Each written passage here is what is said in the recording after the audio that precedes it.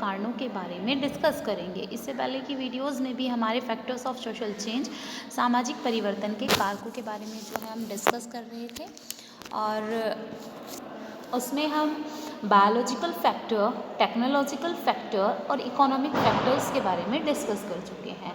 Now we discussed about demographic factors of social change. आज हम सामाजिक परिवर्तन के जनसंख्यात्मक कारणों के बारे में यहाँ पे डिस्कस करेंगे। जैसे कि हम जानते हैं, सामाजिक परिवर्तन के लिए बहुत सारे कारक उत्तरदायी होते हैं। बहुत सारे सभी कारक अपने अपने तरीके से जो है सामाजिक परिवर्तन के लिए उत्तरदायी होते हैं। And all factors are important role play in social change, that's a on way. सभी अपने तरीके से। तो इसमें हम देखेंगे कि जनसंख्यात्मक कारक होते क्या हैं, what is the demographic factors.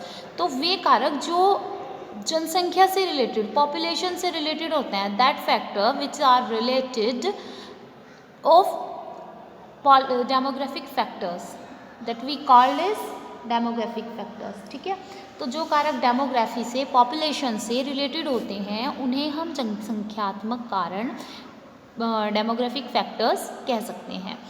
तो बेसिकली जब हम डेमोग्राफी, जनानकी, हिंदी में जो इसे कहते हैं जनसांख्यिकी या जनानकी शब्द इसके लिए यूज़ करते हैं, ये वो शब्द होता है, वो विज्ञान होता है या वो विषय होता है जिसमें हम size of population, changes of population, characteristic of population, जिसमें हम जनसंख्या के प्रकार के बारे में, जनसंख्या में होने वाले परिवर्तनों के बारे में, जनसंख्या की विशेषताओं के बारे में डिस्कस करते हैं।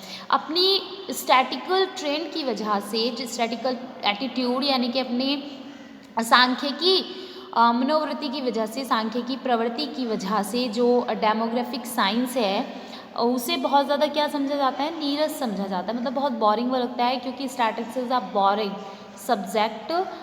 जब तक हम सांख्यिकी विज्ञान को अच्छी तरह से नहीं जानते, वो हमें बहुत बोरिंग सब्जेक्ट लगता है, हमें बिल्कुल मज़ा नहीं आता उसमें। तो इसीलिए उन्होंने जो डेमोग्राफिक फैक्टर उसे स्टैटिक्स से, सांख्यिकी से संबंधित होने के कारण बताया है कि ये बहुत ज़्यादा नीरस समझा जाता है, लेकिन सामाजिक परिवर्तन को तब तक नहीं समझा जा सकता। तो उन्होंने कहा कि भले ही वो नीरस है, वो बोरिंग है, लेकिन जब तक हम डेमोग्राफी को, डेमोग्राफिक रिलेटिव फैक्टर्स को नहीं जानेंगे, तब तक फैक्टर्स ऑफ सोशल चेंज, सामाजिक परिवर्तन के जो कारक हैं वो इनकम्प्लीट, अधूरे ही रहेंगे, हम उसे अच्छे से नहीं समझ सकते हैं।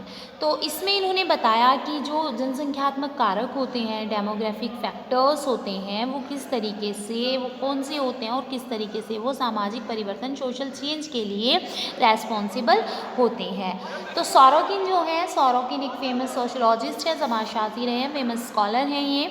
सोरोकिन ने डेमोग्राफिक फैक्टर्स को डिफाइन करते हुए, जनानकी कारण को परिभाषित करते हुए कहा है कि कारक का अर्थ यानी कि फैक्टर का जो मीनिंग होता है, ठीक है, और डेमोग्राफिक फैक्टर का जो मीनिंग होता है वो किसी सोसाइटी की जो जनसंख्या होती है उसका जो आकार होता है और घनत्व होता है, उसमें वृद्धि होना और ह्रास होना, उससे हम डेमोग्राफिक फैक्टर का मीनिंग लगाते हैं। यानी कि according to Sorokin, the demographic factors meaning are of any societies populations is increase और decrease, that we called it demographic factors. उसे हम जनानकीय कारण, जनसंख्यात्मक कारण कह सकते हैं या कहते हैं। तो इस तरह से हमने देखा कि जो हमारे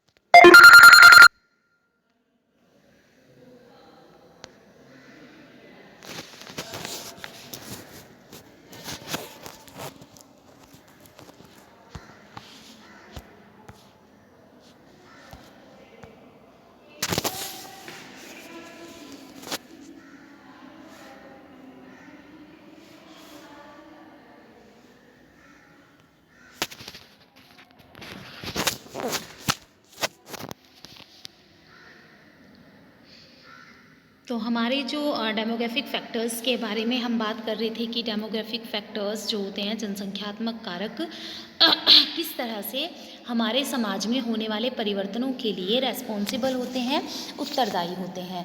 तो इसमें जो है बताया गया है कि जनसंख्यात्मक जो कारक होते हैं उन्हें हम बेसिकली जनसंख्या के परिणात्मक यानी कि क्वांटिटिव जो फैक्ट होता है उसे इंक्लूड करके ही हम इन्हें अच्छे से समझ सकते हैं, और गुणात्मक पक्ष को बहुत कम यानी कि जो क्वालिटेटिव होता है उसे हम बहुत ज़्यादा कम इंक्लूड करते हैं, उसमें हमें क्वांटिटिव पक्ष को ही ज़्यादा शामिल इंक्लूड करना होता है। क्वांटिटिव पक्ष बहुत ज़्यादा इसमें इम्पोर्टेंट नहीं होता है।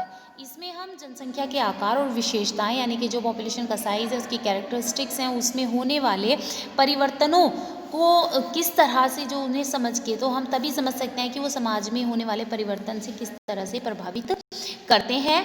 और सोसाइटी में जब हम किसी भी एक्सप्लेनेशन को समझते हैं यानी कि किसी भी फैक्टर में होने वाले जो चेंजेस हैं उन्हें हम समझते हैं, उसके बाद से यानी कि वो कहीं ना कहीं किसी न किसी तरीके से जनसंख्यात्मक कारक से संबंधित होता है, जनसंख्या से संबंधित होता है।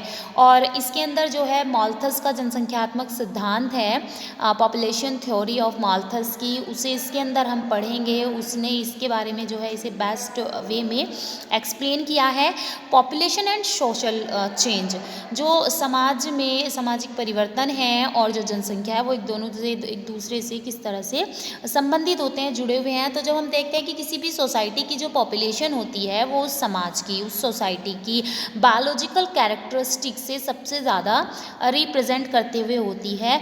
दुनिया के किसी भी क्षेत्र को अगर हम देखेंगे तो जो है सब जगह की जनसंख्या का आकार जो होता है, साइज ऑफ पॉपुलेशन, वो अलग अलग ही मिलेगा। ठीक है, कहीं वो बहुत ब्रॉड होता है, कहीं वो बहुत ज़्यादा नैरो होता है, तो कहीं वो बहुत ज़्यादा लिमिटेड है, तो कहीं ज़्यादा ये डेंसिटी जो पॉपुलेशन डेंसिटी है, जनसंख्या का घनत्व है, बहुत ज़्यादा मिलता है।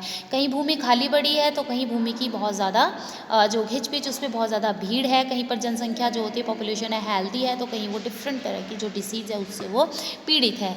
कुछ जगह के जो सिटीजन्स हैं वहाँ पे प्रजनन जो क्षमता है, उनकी प्रोडक्शन कैपेसिटी अपूर्ण है, तो कुछ स्थानों पर जन्म दर को बढ़ाने के लिए एक्स्ट्रा एफर्ट जो हैं वो करने पड़ते हैं। तो इसका मीनिंग है कि जो जनसंख्या की विशेषताएं हैं, कैरेक्टरिस्टिक्स ऑफ पॉपुलेशन है, उसके अनुसार ही सोशल ऑर्गेनाइजेशन को एक स्पेसिफिक फॉर्म मिलता है, उसी के अनुसार सोशल स्ट्रक्चर का निर्माण होता है। अगर डेमोग्राफिक कैरेक्टरिस्टिक्स में चेंज हो जाता है तो सामाजिक परिवर्तन की भी पूरी संभावना, यानी कि अगर जनसंख्या में किसी भी तरह से कोई भी परिवर्तन आता है तो सोशल चेंज की जो प्रोबेबिलिटी है वो बहुत ज़्यादा हो जाती है। डेफिनेटली सोसाइटी में जो चेंज है, सोशल चेंज है, वो अपने आप देखने को मिलेंगे। अगर हम फर्स्ट वर्ल्ड वार की बात करें और इंडस्ट्रियल रेवोल्यूशन की बात करें तो दोनों ही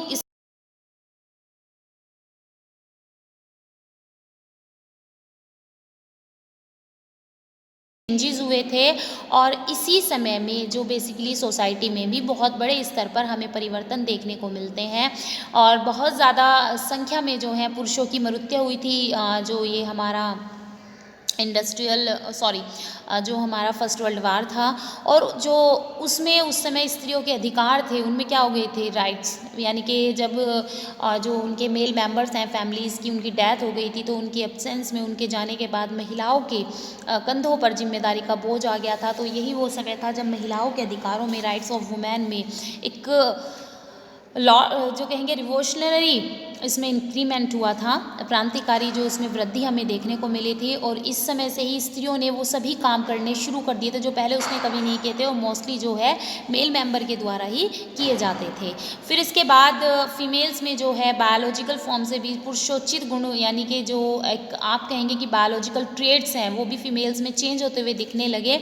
और एक तरह से जब एक कहेंगे कि बहुत ज़्यादा शाई नेचर माना जाता था ऑल लेडीज़ के लिए, फीमेल्स के लिए, तो ये फीमेल्स में ज़रूरी नहीं है कि सभी फीमेल्स में ये देखने को मिलने लगा। बायोलॉजिकल ट्रेड्स ही जो है परिवर्तित हमें मिलने लगे। तो सब जो चेंज हैं ये आपके डेमोग्राफिक फैक्टर, ठीक है, बायोलॉजिकल फैक्टर की वजह से होने वाले परिवर्तन ही है।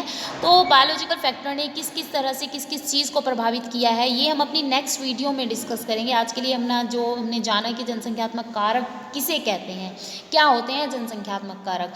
नेक्स्ट वीडियो में हम किस तरह से ये समाज में होने वाले परिवर्तनों के लिए उत्तरदायी होते हैं, किस किस पॉइंट्स में ये जाकर के, बहुत सारा जो है ये सिमिलर है आपका बायोलॉजिकल फैक्टर से, जैव के कारकों से, जिसे हम पहले डिस्कस कर चुके हैं। ओके स्टूडेंट्स, आज के लिए इतना काफ़ी है, बाकी का हम नेक्स्ट वीडियो में अपना कंटिन्यू करेंगे।